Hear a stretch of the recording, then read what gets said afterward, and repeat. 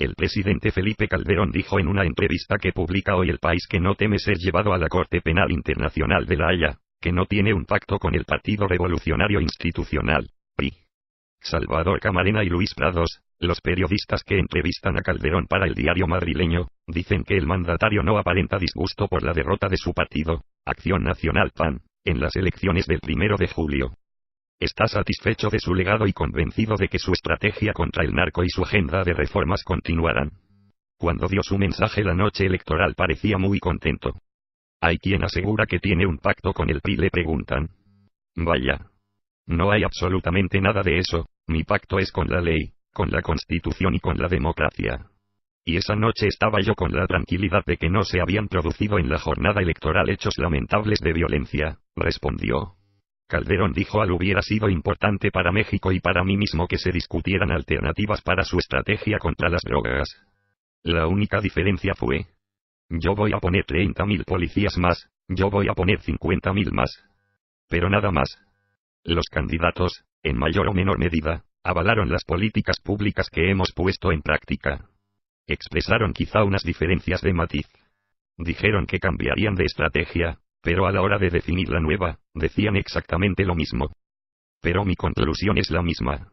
Creo que la estrategia que hemos puesto en marcha, que tiene 3 ejes: combate al criminal, reconstrucción de instituciones en materia de seguridad y justicia y la restitución del tejido social, que está muy deteriorado en México, es la vía que se tiene que seguir. En términos de violencia y de inseguridad, podría afirmar que México está mejor que hace 6 años. Le preguntan. En términos de fortalecimiento de las instituciones, sí. En términos de violencia, evidentemente no, porque en México, y no solo en México, en América Latina, ha habido un incremento exponencial de la violencia y de las muertes generadas por los grupos criminales que se disputan ya no solo rutas, sino territorios, por el mercado de drogas. Es un fenómeno nuevo de la última década. No es algo que se genere por la acción del gobierno.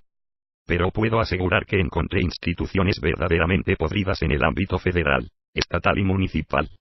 Y que al menos hoy las federales, con sus deficiencias, están mejor que como las recibimos. Y también puedo decir que siendo la violencia homicida un fenómeno que ha venido creciendo de forma dramática desde 2004, y que llegó a un punto climático en 2011, desde entonces ha estado decreciendo constantemente, dijo.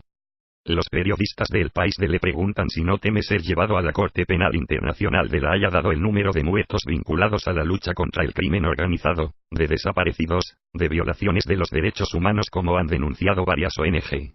No, porque hemos actuado en todo momento con escrupuloso respeto a la ley.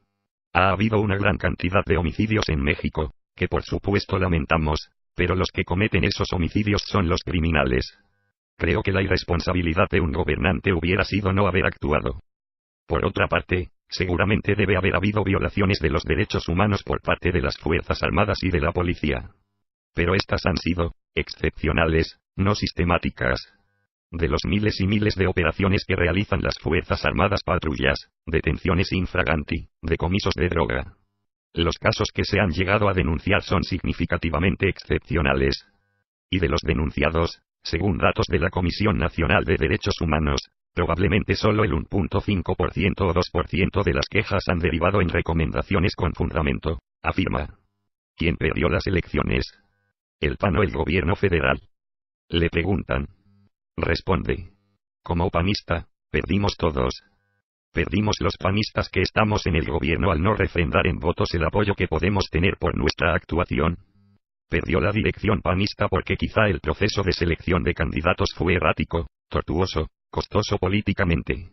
También con un gobierno que tiene una aprobación de más del 60%, la estrategia de campaña no fue de continuidad, sino de cambio o diferencia.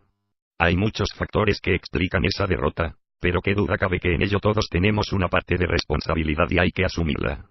Y de inmediato poner remedio. Fuente. Sin embargo.mx